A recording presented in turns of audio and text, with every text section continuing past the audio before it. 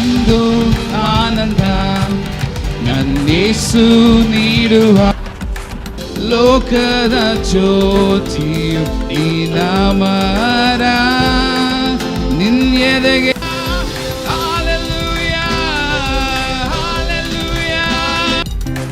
ಯೇಸುವೇ ಸ್ತೋತ್ರ, ನಿಮ್ಮನ್ನೇ ಆರಾಧಿಸ್ತೇವೆ.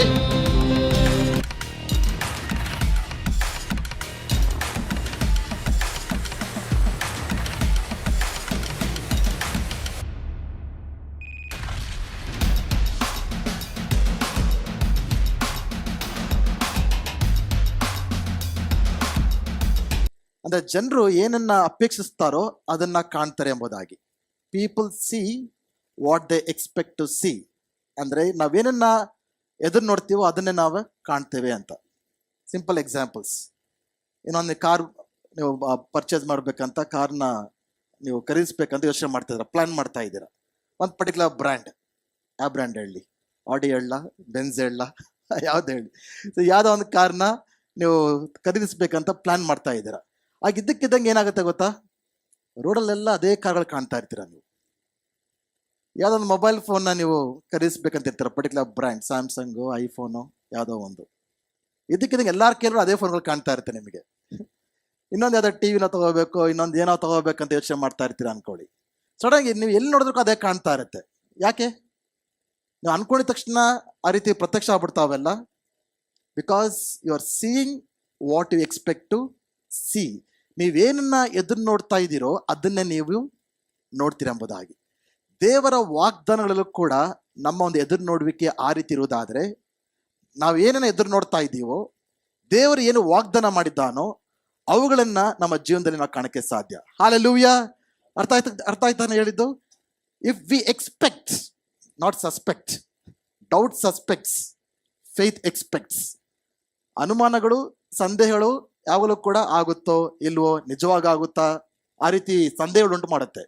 Doubt suspects, but faith expects. ನಂಬಿಕೆ ಇರುವುದಾದರೆ ನಾವು ಏನು ಎದುರು ನೋಡ್ತಾ ಇದ್ದೀವೋ, ಏನು ಪ್ರಾರ್ಥನೆ ಮಾಡ್ತಾ ಇದ್ದೀವೋ, ಏನು ದೇವರಲ್ಲಿ ಬೇಡ್ಕೊಳ್ತಾ ಇದ್ದೀವೋ, ಏನು ಕೇಳ್ತಾ ಇದ್ದೀವೋ, ಏನು ಹುಡುಕ್ತಾ ಇದ್ದೀವೋ, ಏನು ತಟ್ಟುತ್ತಾ ಇದ್ದೀವೋ ಅದು ದೇವರು ನಡೆಯುತ್ತೆ ಅನ್ನೋ ಒಂದು ಅಪೇಕ್ಷಿಸುವಿಕೆ. We expect. ಈ ಒಂದು ಕಥೆ ನಾನು ಆಗಲೇ ಒಂದು ಸತಿ ಹೇಳಿರ್ಬೋದು. ಸುಮಾರು ವರ್ಷಗಳಿಂದ ಯುರೋಪಲ್ಲಿ ಒಂದು ರಿಸರ್ಚ್ ಮಾಡೋದು. ಜನರಲ್ ಆಗಿ 2 ಕ್ಯಾಟಗರಿ ಆಫ್ ಜನರು ಇರ್ತಾರೆ. ಒಂದು ಕ್ಯಾಟಗರಿ ಆಫ್ ಜನರು ಯಾವಾಗಲೂ ಕೂಡ ನಮ್ಮ ಜೀವನದಲ್ಲಿ ಒಳ್ಳೇದಾಗುತ್ತೆ, ನಾನು ಅದೃಷ್ಟವಂತಳು ಎಂಬ ಭಾವನೆ ಕೆಲವರಿಗಿರುತ್ತೆ. ನಾನು ಎಲ್ಲೋದ್ರೂ ಕೂಡ ಜಯಿಸ್ಕೊಂಡ್ಬರ್ತೀನಿ, ಏನು ಮಾಡಿದ್ರು ಕೂಡ ನಾನು ಅದರಲ್ಲಿ ಯಶಸ್ವಿಯಾಗಿ ಬರ್ತೀನಿ ಎಂಬುದಾಗಿ ಕೆಲವರು ಆ ಒಂದು ಭಾವನೆಯಿಂದ ಇರ್ತಾರೆ. ಆ ರೀತಿ ಇದೀರ ಇಲ್ಲಿ? ಇನ್ನು ಕೆಲವರು ಇರ್ತಾರೆ, ಅವ್ರು ಯಾವ ರೀತಿ ಇರ್ತಾರೆ ಅಂದರೆ, ನಾನು ನಿರಾದೃಷ್ಟವಂತ, ನನ್ನ ಜೀವನದಲ್ಲಿ ಏನೂ ಒಳ್ಳೇದು ನಡೆಯಲ್ಲ, ಎಲ್ಲ ಬೇರೆಯವ್ರಿಗೆ ನಡೆಯುತ್ತೆ, ನನ್ನ ಜೀವನದಲ್ಲಿ ಏನು ಅನ್ಕೊಂಡಿದ್ದು ಏನೂ ಆಗೋದಿಲ್ಲ, ಮುಂದೆ ನನ್ನ ಜೀವನದಲ್ಲಿ ಏನು ಒಳ್ಳೇದು ಕೂಡ ಆಗುತ್ತೆ ಅನ್ನೋ ಒಂದು ಅಪೇಕ್ಷಿಸೋರು ಇರೋದಿಲ್ಲ. ಸೊ 2 categories ಆಫ್ ಪೀಪಲ್ ಇಲ್ಲಿ. ಓಕೆ, ಒಂದು category of people, they feel they are lucky, they are blessed, they expect good things. ಯಾವಾಗಲೂ ಕೂಡ ಒಳ್ಳೇದೇ ನಡೆಯುತ್ತೆ, ಐ ವಿಲ್ ಬಿ ಸಕ್ಸಸ್ಫುಲ್ ಎಂಬ ಆ ರೀತಿ ಭಾವನೆಯಲ್ಲಿ ಜೀವಿಸ್ತಾ ಇರ್ತಾರೆ. ಇನ್ನೊಂದು ಗುಂಪಿನ ಜನರು, ನಾನು ಹುಟ್ಟಬೇಕಂದ್ರೆ ನಾನು ನಿರಾದೃಷ್ಟವಂತ, ಏನಂತಾರೆ ಆಪೋಸಿಟ್, ಅದೃಷ್ಟವಂತ ಆಪೋಸಿಟ್, ದುರಾದೃಷ್ಟವಂತ. ಥ್ಯಾಂಕ್ ಯು, ಮೇಸ್ಟ್ರು ಇದ್ದಾರೆ. ದುರಾದೃಷ್ಟವಂತ. ಓಕೆ, ನಾನು ದುರಾದೃಷ್ಟ ಹುಟ್ಟುಬಿಟ್ಟಿದ್ದೇನೆ, ಹುಟ್ಟಬೇಕಂದ್ರೆ ಎಲ್ಲ ಕೂಡ ನನ್ನ ಫ್ಯಾಮಿಲಿಯಲ್ಲಿ ಲಾಸ್ ಆಯಿತು, ಆಗಬಾರ್ದಲ್ಲ ಆಗೋಯ್ತು, ನನ್ನ ಲೈಫೇ ಒಂದು ದುರದೃಷ್ಟವಂತವಾದ ಅಂತ ಒಂದು ಭಾವನೆಯಲ್ಲಿ ಇರ್ತಾರೆ. ಇಲ್ಲಿ ಎಷ್ಟು ಜನರು ಯಾವ ಕ್ಯಾಟಗರಿ ಇದ್ರೆ ನನಗೆ ಗೊತ್ತಿಲ್ಲ. ಬಟ್ ಒಂದು ರಿಸರ್ಚ್ ಮಾಡಿದ್ರೆ ಯಾಕೆ ಅದೃಷ್ಟವಂತರು ಯಾಕೆ ತಾವು ಅದೃಷ್ಟವಂತರಂತ ಭಾವಿಸ್ಕೊಳ್ತಾರೆ, ಈ ದುರಾದೃಷ್ಟವಂತರು ಯಾಕೆ ದುರಾದೃಷ್ಟವಂತರು ಎಂಬುದಾಗಿ ಭಾವಿಸ್ಕೊಳ್ತಾರೆ, ಅವರ ಜೀವನದಲ್ಲಿ ಏನು ನಡೆಯುತ್ತೆ ಅನ್ನೋದಕ್ಕೆ ಒಂದು ರಿಸರ್ಚ್ ಮಾಡಿದ್ರು. ಸೊ ಈ 2 ಗುಂಪಿನ ಜನರನ್ನ ಕರೆದ್ರು. ನಾನು ಯಾವಾಗಲೂ ಅದೃಷ್ಟವಂತರು ಅನ್ನೋ ಗುಂಪೊಬ್ಬರ ಕರೆದ್ರು, ಸುಮಾರು ಒಂದು 20 ಜನನ್ನ. ದುರಾದೃಷ್ಟವಂತರು ಅನ್ಕೊಳ್ಳೋರ್ನೆಲ್ಲ ಕೂಡ ಅವ್ರನ್ನೂ ಆಹ್ವಾನ ಮಾಡಿದ್ರು, please come, you are great ಅಂತ. ಅದೊಂದು ಕ್ಯಾಟಗರಿ ಆಫ್ ಜನರು. ಸೊ ಅವ್ರನ್ನ ಮಾಲ್ಗಳಿಗೆ ಕಳ್ಸಿದ್ರಂತೆ. ಮಾಲ್ಗಳಿಗೆ ಕಳಿಸ್ಬೇಕಂದ್ರೆ ಒಬ್ಬರೊಬ್ಬರನ್ನೇ ಬಿಟ್ರು, ಹೋಗ್ಬಿಟ್ಟು ಬನ್ನಿ, ಮಾಲ್ಗೆ ಹೋಗ್ಬಿಟ್ಟು, ಶಾಪಿಂಗ್ ಮಾಲ್ಗೆ ಹೋಗ್ಬಿಟ್ಟು ಬನ್ನಿ ಅಂತ. ಅಲ್ಲಿ ಹೋಗ್ಬೇಕಂದ್ರೆ ಡೋರ್ ಹತ್ರ ಬೇಕಂತನವರು $100 ಹಾಕಿದ್ರು. ಈ ನಾನು ಅದೃಷ್ಟವಂತರು ಅಂತ ಅನ್ಕೊಂಡಿದ್ರಲ್ಲ, ಅವರಲ್ಲಿ 80% ಆಫ್ ದ ಪೀಪಲ್, 80% ಜನ $100 ಬಿಲ್ನ ತೆಗೆದುಕೊಂಡ್ರು, ನೋಡಿದ್ರು, ತೆಗೆದುಕೊಂಡ್ರು, ಜೋಬ್ಗೆ ಹಾಕೊಂಡು ಹೋದ್ರು. ಈ ದುರಾದೃಷ್ಟವಂತ ಅಂತ ಹೇಳಿ ಅನ್ಕೊಳ್ತಾ ಇದ್ರಲ್ಲ, 70% ಆಫ್ ದ ಪೀಪಲ್ ಒಬ್ಬರು ಬಿಟ್ಟರು ಕೂಡ ಒಬ್ಬರು ಕೂಡ ಗುರುತಿಸ್ಲೇ ಇಲ್ವಂತೆ ಅದನ್ನ. So what does that research tell? Okay, ಆ ರಿಸರ್ಚ್ ಏನ್ ಹೇಳುತ್ತೆ ಅಂದ್ರೆ, ನಾನು ಯಾವಾಗಲೂ ದುರಾದೃಷ್ಟವಂತ, ನನ್ನ ಜೀವನದಲ್ಲಿ ಏನೋ ಒಳ್ಳೇದಾಗೋದಿಲ್ಲ, ಎಲ್ಲರ ಬೇರೆಯವ್ರಿಗೆ ಆಗೋದು ಅಂತ ಯಾರು ಅನ್ಕೊಳ್ತಾ ಇರ್ತೀರೋ, ನಿಮ್ಮ ಜೀವನದಲ್ಲಿ ಒಳ್ಳೇದಾಗ್ತಾ ಇದ್ರೂ ಕೂಡ ಅದು ನೀವು ಗುರುತಿಸೋದಕ್ಕೂ ಆಗಲ್ಲ. ನೀವು ಏನು ಅನ್ಕೊಳ್ತೀರೋ ಅದೇ ಆಗುತ್ತೆ. ನಾವು ಅದೃಷ್ಟದ ಮೇಲಾಗಲಿ ದುರಾದೃಷ್ಟದ ಮೇಲಾಗಲಿ ನಮ್ಗೆ ನಂಬಿಕೆ ಇಲ್ಲ, because we believe in God. But ನಾವು ದೇವರ ವಾಗ್ದಾನಗಳಲ್ಲಿ ನಂಬಿಕೆ ಇಟ್ಟಂತ ಜನರು ನಮಗೇನು ಅನಿಸ್ಬೇಕು? We are blessed. ಹಲ್ಲೆಲೂಯಾ. ನನ್ನ ದೇವರಿಂದ ಆಶೀರ್ವದಿಸಲ್ಪಟ್ಟಂತ ಮಗ, ನನ್ನ ದೇವರಿಂದ ಆಶೀರ್ವದಿಸಲ್ಪಟ್ಟಂತ ಮಗಳು. ದೇವರು ನನಗೆ ಒಳ್ಳೆಯ ದಿನಗಳನ್ನ ಮುಂದೆ ಇಟ್ಟಿದ್ದಾನೆ. ದೇವರು ನನಗೆ ಅತ್ಯುತ್ತಮವಾದ ಉನ್ನತವಾದ ಯೋಜನೆಗಳನ್ನ ನನ್ನ ಜೀವಿತದಲ್ಲಿ ಇಟ್ಟಿದ್ದಾನೆ. ಮುಂಬರುವ ದಿನಗಳು ಹಿಂದಿನ ದಿನಗಳಿಗಿಂತ ಚೆನ್ನಾಗಿರ್ತವೆ ಎಂಬುದಾಗಿ ನಂಬಿಕೆ ಉಳ್ಳಂತ ಜನರು ಹೇಳಕ್ಕೆ ಸಾಧ್ಯ. Hallelujah, hallelujah. ಆದ್ರೆ ಈ ವರ್ಷದಲ್ಲಿ ನಾವು ಪಡೆದುಕೊಂಡಂತ ದೇವರ ವಾಗ್ದಾನ, ದೇವರು ತಕ್ಕ ಸಮಯದಲ್ಲಿ, ಅಂದ್ರೆ ಆ ತಕ್ಕ ಸಮಯ ಬಂದಿದೆಂಬುದಾಗಿ ನಾನು ನಂಬುವತನಾಗಿದ್ದೇನೆ. ಯಾರೆಲ್ಲ ದೇವರ ವಾಗ್ದಾನಗಳನ್ನ ಪಡೆದುಕೊಂಡಿದ್ದೀರೋ, ಪ್ರವಾದನೆಗಳನ್ನ ಪಡ್ಕೊಂಡಿದ್ದೀರೋ, ದೇವರ ವಾಕ್ಯವನ್ನು ಹಿಡಿದುಕೊಂಡಿದ್ದೀರೋ, ಈ ಒಂದು ಕಾಲದಲ್ಲಿ ದೇವರ ವೇಗ ವರ್ತನೆಯಿಂದ ನಮ್ಮ ಜೀವನದಲ್ಲಿ ಕಾರ್ಯ ಮಾಡ್ತಾರೆ ಎಂಬುದಾಗಿ ನನ್ನ ನಂಬಿಕೆ. ಅನೇಕ ಸಂದೇಶಗಳನ್ನು ನೀಡ್ಕೊಂಡು ಬಂದಿದ್ದೇನೆ ಈ ಒಂದು ಟಾಪಿಕ್ ಬಗ್ಗೆ. ಇನ್ನೂ ಹೇಳಕ್ಕೆ ಸಾಕಷ್ಟಿದೆ, ಬಟ್ ಇವತ್ತು ಅದನ್ನ ಕನ್ಕ್ಲೂಡ್ ಮಾಡಕ್ಕೆ ಬಯಸ್ತೇನೆ. But I want you to keep expecting, keep believing. ಈ ವರ್ಷವೆಲ್ಲ ದೇವರು ನನ್ನ ಜೀವನದಲ್ಲಿ ವೇಗವಾಗಿ ಕಾರ್ಯ ಮಾಡ್ತಾನೆ. ಒಂದು ಕಾರ್ಯ ಮಾಡೋಕ್ಕೆ ಎಷ್ಟು ವರ್ಷಗಳಿರುತ್ತೋ ಅದು ಕೆಲವೇ ತಿಂಗಳಲ್ಲಿ ದೇವ್ರ ನನ್ನ ಜೀವನದಲ್ಲಿ ಮಾಡ್ತಾನೆ. ನಿಮ್ಮೊಂದು ಕಂಪನಿಗಳಲ್ಲಿ ಪ್ರಮೋಷನ್ ಸಿಗ್ಬೇಕಂದ್ರೆ ಎಷ್ಟೋ ವರ್ಷಗಳಾಗ್ಬೋದು, ಬಟ್ ಕೆಲವೇ ತಿಂಗಳಲ್ಲಿ ದೇವರ ಕಾರ್ಯವನ್ನ ಮಾಡ್ತಾನೆ. ನಿಮ್ಮ ಆತ್ಮೀಯ ಜೀವನದಲ್ಲಿ ಬೆಳೆಯೋಕ್ಕೆ ಎಷ್ಟೋ ವರ್ಷಗಳಾಗ್ಬೋದು, ಆದರೆ ಈ ಒಂದು ಕಾಲದಲ್ಲಿ ಆತ್ಮಿಕವಾಗಿ ವೇಗವಾಗಿ ಬೆಳೆಯುವಂಥ ಕಾಲ ನನ್ನ ಜೀವನದಲ್ಲಿ ಇದೆ. ಒಂದು ಸೇವೆಯಲ್ಲಿ ನೀವು ಉಪಯೋಗಿಸಲ್ಪಡಬೇಕಂದ್ರೆ ಅನೇಕ ವರ್ಷಗಳು ಹಿಡಿಬೋದು, ಆದರೆ ಈ ಒಂದು ಕಾಲದಲ್ಲಿ ಅತಿ ಬೇಗನೆ ದೇವನನ್ನು ಉಪಯೋಗಿಸ್ಕೊಳ್ತಾನೆ. ಆ ಒಂದು ನಿರೀಕ್ಷಿಸುವಿಕೆ, ಅಪೇಕ್ಷಿಸುವಿಕೆ, ಎದುರು ನೋಡುವಿಕೆಯಲ್ಲಿ ನಾವು ಇರಬೇಕಾಗಿ ನಾನು ನಿಮ್ಮನ್ನು ಉತ್ತೇಜಿಸುವಾತನಾಗಿದ್ದೇನೆ. ಹಲ್ಲೆಲೂಯಾ. ಎಲ್ಲರೂ ಜೋರು ಚಪ್ಪಳೆ ತಟ್ಟುತ್ತಾ ದೇವರ ನಾಮವನ್ನ ನಾವು ಮಹಿಮೆ ಪಡಿಸುವಂತರಾಗೋಣ. ವರ್ಷದ ಕೊನೆಯವರೆಗೂ ಕಾಯ್ಬೇಡಿ ಸಾಕ್ಷಿ ಹೇಳೋದಕ್ಕೆ. ಈ ತಿಂಗಳಲ್ಲಿ, ಜನವರಿ ತಿಂಗಳಲ್ಲಿ ಯಾರಿಗ ದೇವರು ಒಳ್ಳೇದು ಮಾಡಿದಾರ? ಯೋಜನೆಗಳು ದೇವರು ಒಳ್ಳೇದು ಮಾಡಿದ್ದಾರೆ. ಜನವರಿ ತಿಂಗಳಲ್ಲಿ ಏನಾದರೂ ಒಂದು ಒಳ್ಳೆಯ ಕಾರ್ಯ ಅನುಭವಿಸಿದಾರ? ಅದೇ ಕೆಲವರು ಇದ್ದಾರೆ. ದೇವರು ಸ್ತೋತ್ರ. ನಿಮ್ಮ ಲೈಫ್ ಗ್ರೂಪ್ಸ್ಗಳಲ್ಲಿ ಆ ಒಂದು ಸಾಕ್ಷಿಗಳನ್ನ ಹೇಳಿ. ಕೆಲವೊಂದು ಇಲ್ಲನ್ನು ಕೂಡ ನಾವು ಕೇಳಕ್ಕೆ ನಾವು ಬಯಸ್ತೇವೆ. ಇವತ್ತು ಟೆಸ್ಟಿಮನಿ ಮರ್ತ್ಬಿಟ್ಟಲ್ಲಪ್ಪ, ಒಬ್ಬ ಟೆಸ್ಟಿಮನಿ ಕೊಡಬೇಕಾಗಿತ್ತು. ಅಗೇನ್ ಪೋಸ್ಟ್ಪಾನ್, ಸುಷ್ಮಿತಾ ಹೇಳಬೇಕಾಗಿತ್ತು ಇವತ್ತು. Okay, will hear from her next week. Okay, February ತಿಂಗಳು, ಈ ತಿಂಗಳಲ್ಲಿ ದೇವರ ಜೀವನದಲ್ಲಿ ಅದ್ಭುತ ಕಾರ್ಯ ಮಾಡ್ತಾರೆ ಎಂಬುದಾಗಿ ಎದುರು ನೋಡ್ತೀರಾ. ಹಲ್ಲೆಲೂಯಾ. ಫೆಬ್ರವರಿ 1ನೇ ತಾರೀಕೆ ನಾವು ಈ ರೀತಿಯಾಗಿ ಆಲಯದಲ್ಲಿ ನಾವು ಕುಳಿತಿದ್ದೇವೆ. ಹಲ್ಲೆಲೂಯಾ. ಇದು ಕುಳಿತಿರ್ಬೇಕಂದ್ರೆ ಏನಾಗುತ್ತೋ, ನನ್ನ ಬರೀ ನಿಮ್ಮ ಕಷ್ಟ, ನಿಮ್ಮ ನೋವು, ನಿಮ್ಮ ರೋಗ ಅದನ್ನೇ ತಲೆ ಮೇಲೆ ಹಾಕೊಂಡು ಕೂತ್ಕೋಬೇಡಿ. ಹಂಗಿದ್ರೆ ನೀವು ಹಂಗೆ ಏನು ನೋಡಲ್ಲ. ಬೇರೆಯವ್ರ ಸಾಕ್ಷಿ ಕೇಳ್ತಾ ಇರ್ತಾರೆ, ಚಪ್ಪಾಳೆ ತಡ್ಕೊಂಡು ಕೂತ್ಕೊಳ್ತೀರ ಅಷ್ಟೇ. ನೀವು ಕೂಡ ಸಾಕ್ಷಿ ಹೇಳೋರು ಆಗ್ಬೇಕು. ನನ್ನ ಜೀವನದಲ್ಲಿ ದೇವರ ಮಹಿಮೆನ ಕಾಣಬೇಕು, ಶಕ್ತಿಯನ್ನ ಕಾಣಬೇಕು, ಪ್ರಭಾವವನ್ನ ಕಾಣಬೇಕು ಅಂದ್ರೆ ಪ್ರಾರ್ಥಿಸ್ಬೇಕು, ಎದ್ದು ನೋಡಬೇಕು, ಅರಿಕೆ ಮಾಡ್ತಾ ಇರಬೇಕು, ವಿಧೇಯರಾಗ್ತಾ ಇರಬೇಕು. ಆಗ ದೇವರು ನಮ್ಮೆಲ್ಲರ ಜೀವನದಲ್ಲಿ ಪ್ರತಿ ತಿಂಗಳು ಕೂಡ ನಾವು ಸಾಕ್ಷಿಗಳನ್ನ ಹೇಳುವಂತರಾಗ್ತೇವೆ, ಕೇಳುವಂತರಾಗ್ತೇವೆ, ದೇವರನ್ನ ಮಹಿಮೆ ಪಡಿಸುವಂತರಾಗ್ತೇವೆ. ಹಲ್ಲೆಲೂಯಾ. ಮತ್ತೊಮ್ಮೆ ಕೂಡ ಜೋರಾಗಿ ಚಪ್ಪಾಳೆ ತಡುತ್ತಾ ದೇವರ ನಾಮವನ್ನ ನಾವು ಮಹಿಮೆ ಪಡಿಸುವಂತರಾಗೋಣ. ಈ ಒಂದು ಮುಂಜಾನೆ ವೇಳೆಯಲ್ಲಿ ದೇವರು ಈ ವೇಗ ವರ್ತನೆಯ ಕಾಲದಲ್ಲಿ ಯಾವ ರೀತಿಯಾಗಿ ಕಾರ್ಯ ಮಾಡ್ತಾರೆ ಎಂಬುದಾಗಿ ಕೆಲವು ವಿಷಯಗಳನ್ನ ನಾನು ಹೇಳಕ್ಕೆ ಬಯಸ್ತೇನೆ. ಆಮೋಸನು ಬರೆದ ಪ್ರವಾದನೆಯ ಗ್ರಂಥ 9ನೇ ಅಧ್ಯಾಯ 13ರಿಂದ 15ನೇ ವಚನಗಳನ್ನ ನಾವು ನೋಡೋಣ. ಆಮೋಸನು 9, 13ರಿಂದ 15. ಯೆಹೋವನು ಇಂತೆನ್ನುತ್ತಾನೆ, ಇಗೋ ದಿನಗಳು ಬರುವವು, ಆ ಕಾಲದಲ್ಲಿ ಉಳುವವನು ಕೊಯ್ಯುವವನನ್ನು, ದ್ರಾಕ್ಷಿಯನ್ನು ತುಳಿಯುವವನು ಬಿತ್ತುವವನನ್ನು ಹಿಂದಟ್ಟುವರು.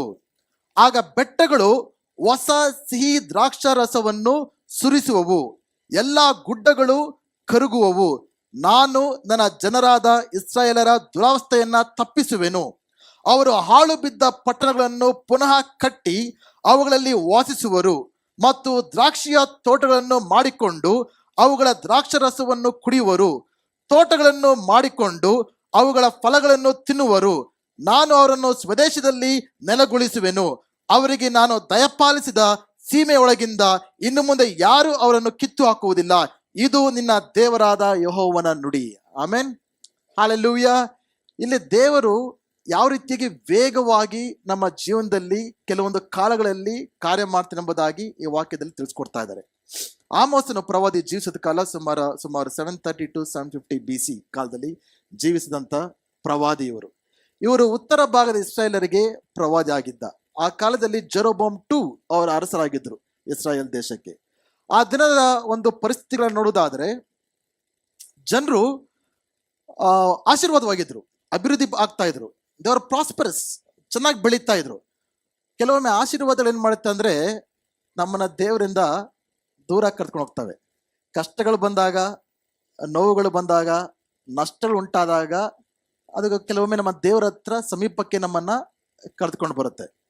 ಸೊ ಕಷ್ಟಗಳು, ನಷ್ಟಗಳು, ನೋವುಗಳು ಒಂದು ರೀತಿ ಒಳ್ಳೇದೇ. ಅದು ನಮ್ಮ ದೇವರ ಕಡೆಗೆ ನಮ್ಮನ್ನ ಸೆಳೆಯುತ್ತೆ. ಬಟ್ ಯಾವಾಗ ನಮ್ಗೆ ಏನು ಪ್ರಾಬ್ಲಮ್ ಇರಲ್ವೋ, ಅನ್ಕೊಂಡಿದ್ದೆಲ್ಲ ಆಗ್ತಾ ಇದೆಯೋ, ಸಮೃದ್ಧಿ ಆಗಿದ್ದೀರೋ, ಆ ಟೈಮ್ ಸ್ವಲ್ಪ ಕೇರ್ಫುಲ್ ಆಗಿರ್ಬೇಕು ನೀವು. ಯಾಕಂದ್ರೆ ಅವುಗಳು ನಿಮ್ಮನ್ನ ದೇವರಿಂದ ದೂರಕ್ಕೆ ಸರಿಯುವ ಸಾಧ್ಯತೆ. ಈ ಇಸ್ರಾಯೇಲ್ ದೇಶದಲ್ಲಿ ಅದೇ ನಡೀತಾ ಇರೋದು. ದೇವರನ್ನ ಅತ್ಯಧಿಕವಾಗಿ ಆಶೀರ್ವಾದ ಮಾಡಿದ್ರು, ಪ್ರತಿಯೊಂದರಲ್ಲೂ ಕೂಡ ಅಭಿವೃದ್ಧಿ ಹೊಂದ್ತಾ ಇದ್ರು. ಆದ್ರಿಂದ ಅವ್ರ ಹೃದಯಗಳು ದೇವರಿಂದ ದೂರವಾಗಿರತಕ್ಕಂಥ ಕಾಲ ಇದು. ಆಲಯಕ್ಕೆ ಬರ್ತಾ ಇದ್ದಾರೆ, ಆರಾಧನೆ ಮಾಡ್ತಾ ಇದ್ದಾರೆ, ಪ್ರಾರ್ಥನೆ ಮಾಡ್ತಾ ಇದ್ದಾರೆ, ಬಲಿಗಳನ್ನ, ಯಜ್ಞಗಳನ್ನ ಅರ್ಪಿಸ್ತಾ ಇದ್ದಾರೆ. ಆದರೆ ರಹಸ್ಯವಾದ ಪಾಪಗಳಲ್ಲಿ ಬಿದ್ದೋಗಿದ್ದಾರೆ. ಬೇರೆ ಬೇರೆ ಅನ್ಯಾಯ, ಅಕ್ರಮ, ವಂಚನೆ, ಆ ರೀತಿಯಾದ ಕಾರ್ಯಗಳು ತೊಳ್ಕೊಂಡಿದ್ದಾರೆ.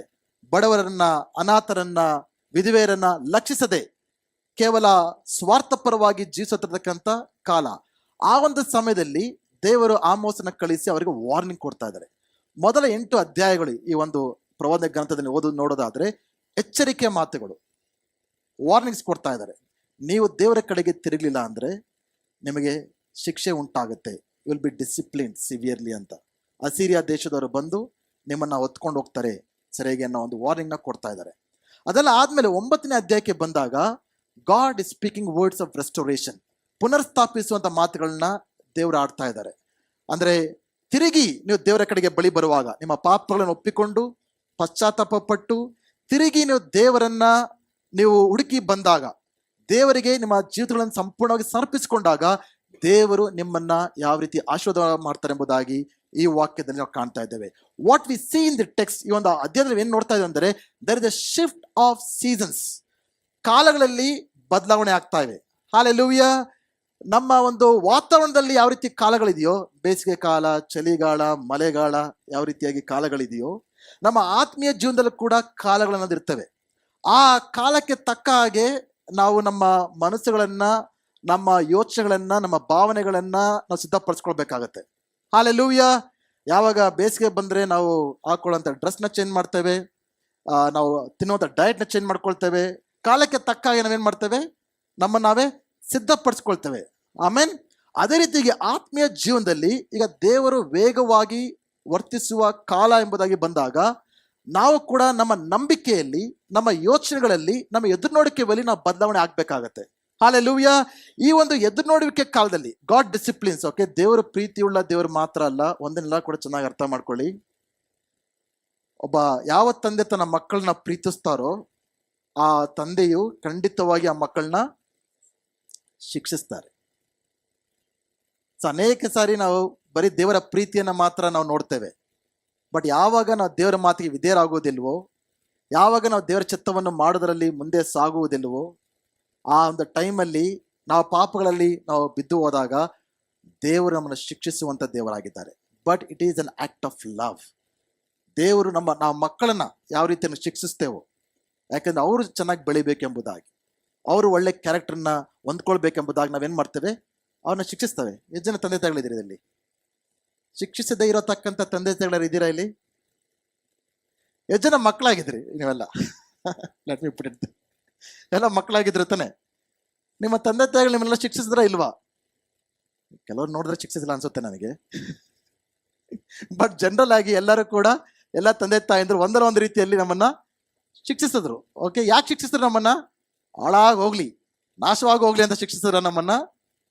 ನಮ್ಮನ್ನ ಸರಿಪಡಿಸೋದಕ್ಕೋಸ್ಕರ, ನಮ್ಮ ಕ್ಯಾರೆಕ್ಟರ್ನ ನಾವು ಚೆನ್ನಾಗಿ ಬೆಳಿಬೇಕಂತ, ವಿದ್ಯಾಭ್ಯಾಸದಲ್ಲಿ ನಾವು ಚೆನ್ನಾಗಿ ಮುಂದುವರಿಬೇಕೆಂಬುದಾಗಿ ತಂದೆ ತಾಯಿಗಳನ್ನ ನಮ್ಮನ್ನ ಶಿಕ್ಷಿಸಿದ್ರು. ತಂದೆ ತಾಯಿಗಳು ನಿಮಗೆ ಶಿಕ್ಷೆ ಕೊಡ್ಬೇಕಂದ್ರೆ ಎಷ್ಟು ಜನ ತುಂಬಾ ಖುಷಿ ಆಯ್ತು, ಇನ್ನೂ ಶಿಕ್ಷೆ ಕೊಡಿ, ನಂಗೆ ಇನ್ನೂ ಶಿಕ್ಷೆ ಕೊಡಿ ಅಂತ, ಚೆನ್ನಾಗಿದೆ ಇದು ಅಂತ ಎಷ್ಟು ಜನ ಹೇಳಿದ್ರಿ. ಆಗಿನ ಕಾಲದಲ್ಲಿ ಇವತ್ತೆಲ್ಲ ಹೊಡೆಯೋದೆಲ್ಲ ಕಡಿಮೆ, ಆಗಿಂದಲೇ ಬೆಲ್ಟು ವಯರು ಕೈಗೆ ಏನು ಸಿಗ್ತಾ ಇತ್ತು ಅದು ಬೀಳ್ತಾ ಇತ್ತು, ಅದಕ್ಕೆ ನಾವೆಲ್ಲ ನೆಟ್ಟಿಗಾದ್ವಿ. ಇವತ್ತು ಎಷ್ಟೋ ಜನಕ್ಕೆ ಅದೆಲ್ಲ ಏನು ಸಿಗ್ತಾನೆ ಇಲ್ಲ, ಅದಕ್ಕೆ ಈ ರೀತಿಯಾಗಿ ಜನ್ರೇಷನ್ ಬೆಳೀತಾ ಹೋಗ್ತಾ ಇದೆ. ಓಕೆ, ಸೊ ಶಿಕ್ಷಿಸ್ಬೇಕಂದ್ರೆ ನಮ್ಗೆ ಏನಾಗುತ್ತೆ, ನೋವಾಗುತ್ತೆ, ನಾವು ಇಷ್ಟಪಡೋದಿಲ್ಲ. ದೇವರು ನಮ್ಮನ್ನ ಕೆಲವೊಂದು ಕಷ್ಟ ಪರಿಸ್ಥಿತಿಯಲ್ಲಿ ಹಾದು ಹೋಗಂತ ದೇವರೇ ಮಾಡ್ತಾರೆ. ಕೆಲವೊಮ್ಮೆ ಸೈತಾನಲ್ಲ, ಎಲ್ಲ ಕಷ್ಟಗಳು ಸೈತಾನ್ ತರದ ಅನ್ಕೋಬೇಡಿ, ಎಲ್ಲ ಕಷ್ಟಗಳು ನಿಮ್ಮ ಅಕ್ಕಪಕ್ಕದ ಜನರಿಂದ ಬಂತು ಅನ್ಕೊಳ್ಬಿಡಿ. ಕೆಲವೊಂದು ಕಷ್ಟಗಳು ದೇವರೇ ನಿಮ್ಮನ್ನ ಅದರಿಂದ ಹಾದು ಹೋಗಿ ಮಾಡ್ತಾರೆ. ಯಾಕೆ? ಆವಾಗ ನಿಮಗೆ ದೇವರ ಒಂದು ಅಗತ್ಯ ನಿಮಗೆ ಉಂಟಾಗಬೇಕು.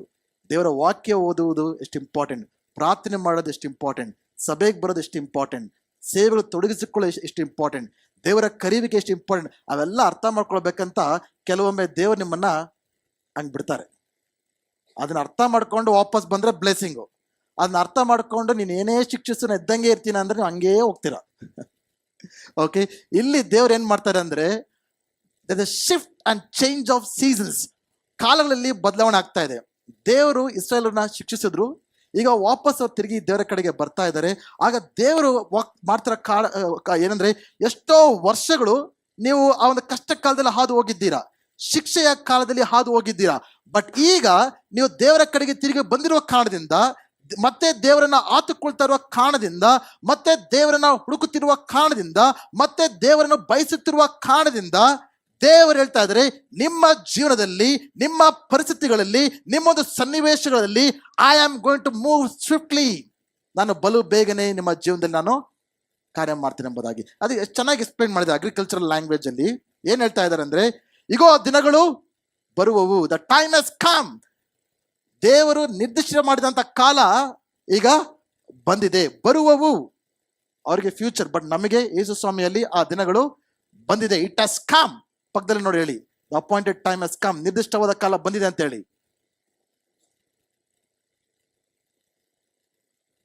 ಹಲ್ಲೆಲೂಯಾ. ಆ ನಿರ್ದಿಷ್ಟವಾದ ಕಾಲ ಬಂದಾಗ ಇಲ್ಲಿ ಏನ್ ನಡೀತೆ ನೋಡಿ, ಆ ಕಾಲದಲ್ಲಿ ಉಳುವವನು ಕೊಯ್ಯುವನನ್ನು, ಅಂದ್ರೆ the ploughman will overtake the reaper.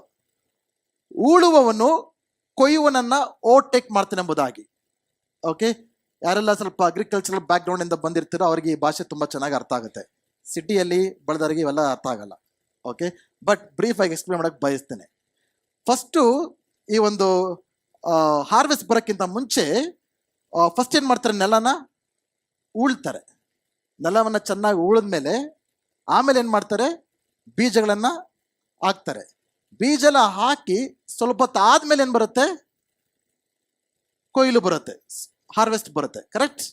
But ಇಲ್ಲಿ ಏನ್ ಹೇಳ್ತಾ ಇದೆ ಅಂದ್ರೆ, ಉಳುವವನು ಕೊಯ್ಯುವನನ್ನು ಅಂದ್ರೆ ಉಳ್ಬಿಟ್ಟು ಆಗಿದೆ, ಬೀಜಗಳು ಹಾಕಲ್ಪಟ್ಟಿದೆ, ಟೈಮ್ ಗ್ಯಾಪ್ ಆಗಿದೆ, ಹಾರ್ವೆಸ್ಟ್ ಬಂದಿದೆ. ಅದಾದ್ಮೇಲೆ ಹಾರ್ವೆಸ್ಟ್ ಆದ್ಮೇಲೆ ಸ್ವಲ್ಪ ದಿನ ಏನ್ ಮಾಡ್ತಾರೆ, ಅದನ್ನ ನೆಲಕ್ಕೆ ರೆಸ್ಟ್ ಕೊಡಬೇಕು. ಇನ್ನೊಂದು ಕಾಲದಲ್ಲಿ ಮತ್ತೆ ಬರಬೇಕು. ಆ ಕಾಲ ಬಂದಾಗ ಮತ್ತೆ ಇನ್ನೊಂದು ಕಾಲದಲ್ಲಿ ಏನ್ ಮಾಡ್ತಾರೆ, ಬೀಜಗಳನ್ನ ಹಾಕ್ತಾರೆ. ಬಟ್ ಇಲ್ಲಿ ಯಾವ ರೀತಿ ಸೀಸನ್ಸ್ ಆರ್ ಓವರ್ಲ್ಯಾಪಿಂಗ್ ಅಂದ್ರೆ, ಇನ್ನೂ ಇನ್ನೂ ಒಬ್ಬ ವ್ಯಕ್ತಿ ಕೊಯ್ತಾನೆ ಇದ್ದಾನೆ, ಹಾರ್ವೆಸ್ಟ್ ನ ಕೊಯ್ತಾನೆ ಇದ್ದಾನೆ, ಆಗ್ಲೇ ಉಳುವವನು ರೆಡಿ ಆಗಿದ್ದಾನೆ ಎಂಬುದಾಗಿ. Hallelujah.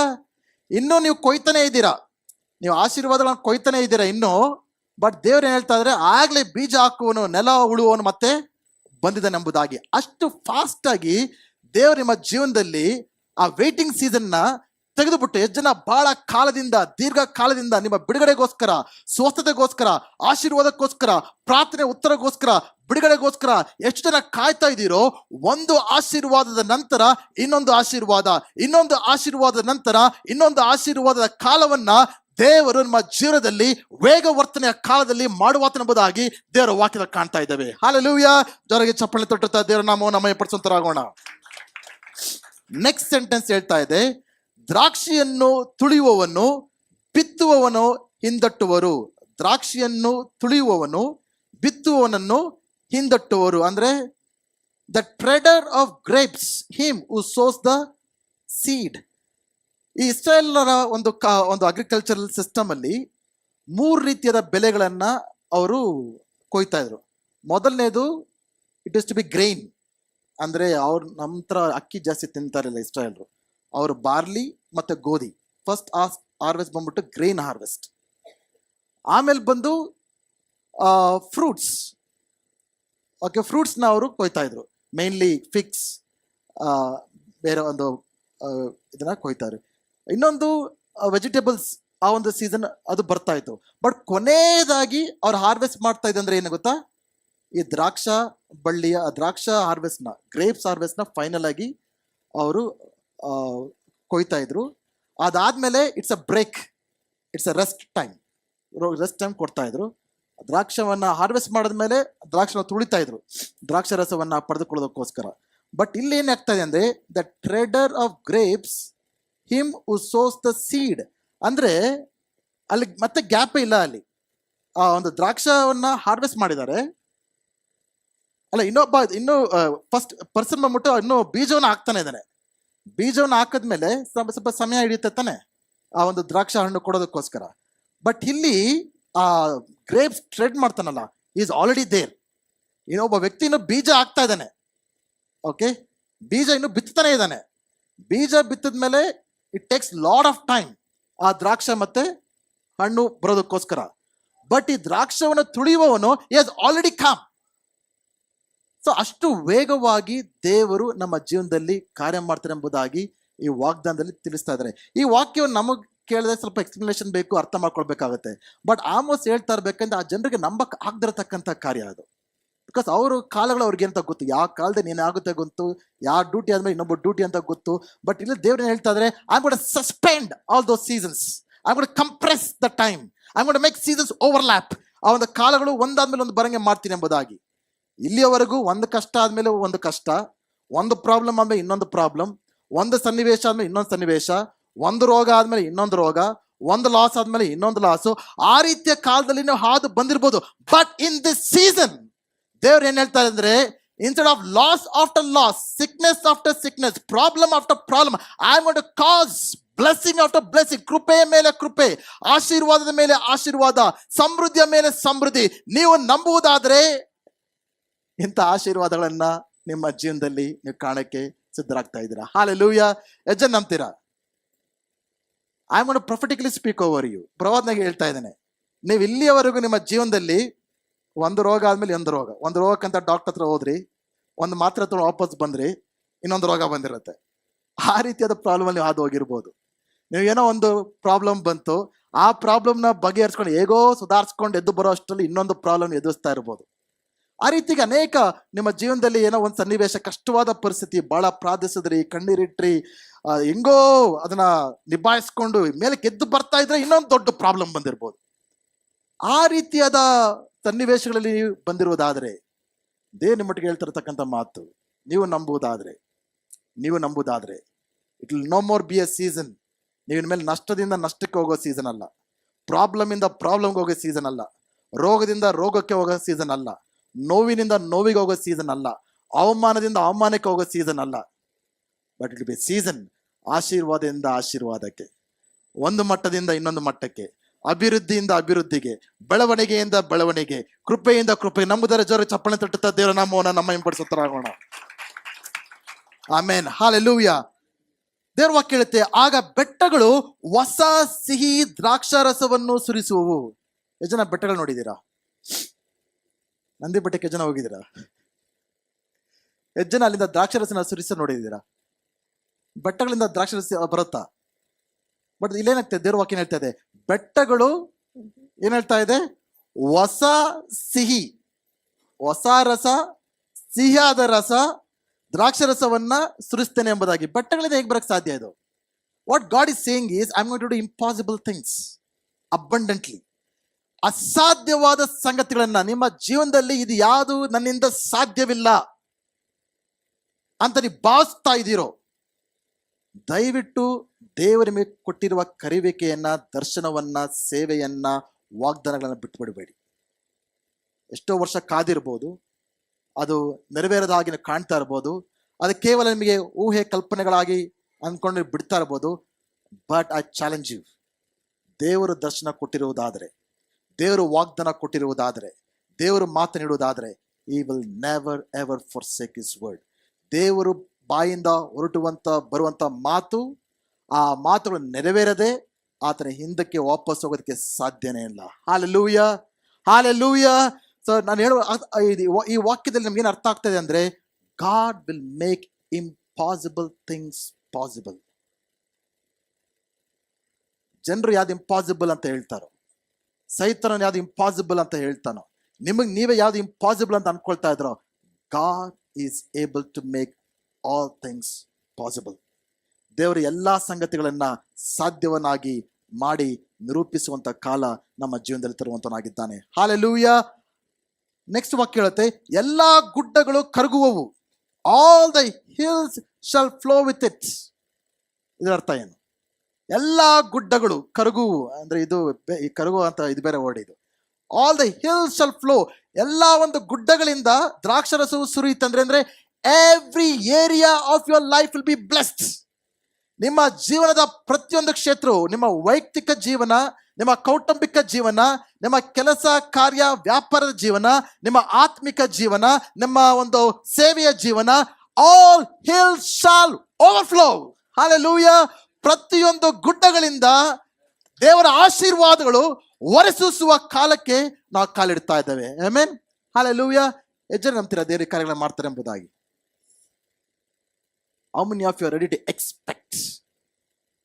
ಹೇಳಿದಾಗಲೇ people see what they expect to see. ಕೆಲವೊಮ್ಮೆ ಈ ವಾಗ್ದಾನ ಪಡ್ಕೊಂಡಿದ್ದೀವಿ, ಬಟ್ ನೀವು ಮನೆಗೆ ಹೋಗ್ತಿದಂಗೆ ಪ್ರಾಬ್ಲಮ್ಗಳು, ಕೆಲಸಕ್ಕೆ ಹೋಗ್ತಿದಂಗೆ ಪ್ರಾಬ್ಲಮ್ಗಳು, ದೇಹ ನೋಡ್ಕೊಂಡ್ರೆ ಪ್ರಾಬ್ಲಮ್ಗಳು. ಆಗ ನೀವು ಯಾವ್ದನ್ನ ನಂಬ್ತೀರಾ? ನಿಮ್ಮ ಪ್ರಾಬ್ಲಮ್ಗಳನ್ನ ನಂಬ್ತೀರಾ ಅಥವಾ ಪ್ರಾಮಿಸಸ್ ನಂಬ್ತೀರಾ? ವಾಗ್ದಾನಗಳು ಬಂದಷ್ಟು ಮಾತ್ರಕ್ಕೆ ನಿಮ್ಮ ಪ್ರಾಬ್ಲಮ್ಗಳೆಲ್ಲ ಹೋಗ್ಬಿಡುತ್ತೆ ಅಂತ ದೇವ್ರು ಯಾವತ್ತೂ ಹೇಳಿಲ್ಲ. But it's a choice that you are called to make. ನೀವು ಆಯ್ಕೆಯನ್ನ ಮಾಡಕ್ಕೆ ಸಿದ್ಧವಾಗಿರಬೇಕು.